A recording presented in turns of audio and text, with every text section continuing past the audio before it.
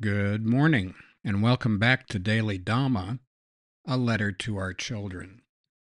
Today is April 14th, and our reading is Water is Stronger Than Stone.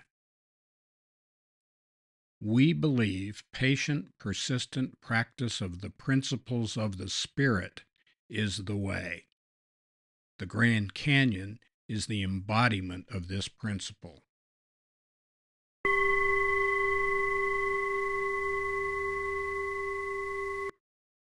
We don't want to get all Oriental mystical woo-woo on folks, but bamboo bends, oak shatters, and you could check out the casualty reports from the age of sailing ships and Nelson and Trafalgar and all that.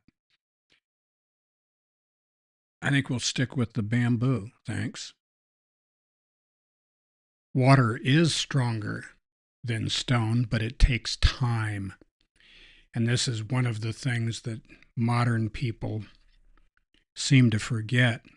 We are all excited. We weed up about our great new insights and all of the wicked cool things that we've discovered, and we think that our opinion outweighs the experience and wisdom of billions and billions of people who went before us, and that ignores time. I mean, it really does.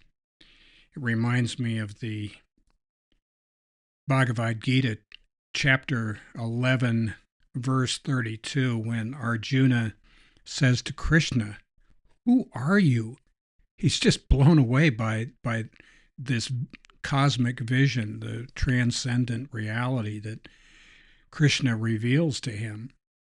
And Krishna says, "I am become death, shatterer of worlds."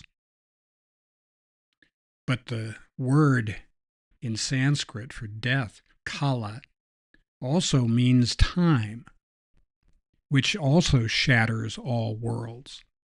Over time, things change. And we can look at the Grand Canyon, we can look at culture as well.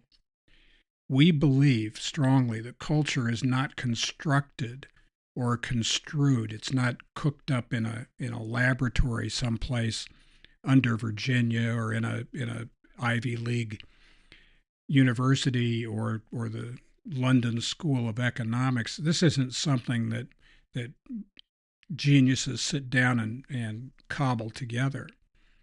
This arises from it accretes.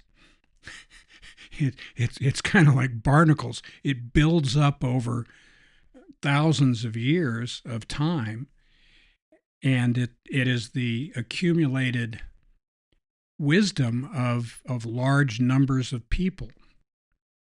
We learn through trial and error what works and what doesn't work, and that's where our culture comes from. We've mentioned before the axioms that undergird the great civilizations, assuming that there's more than one in the world.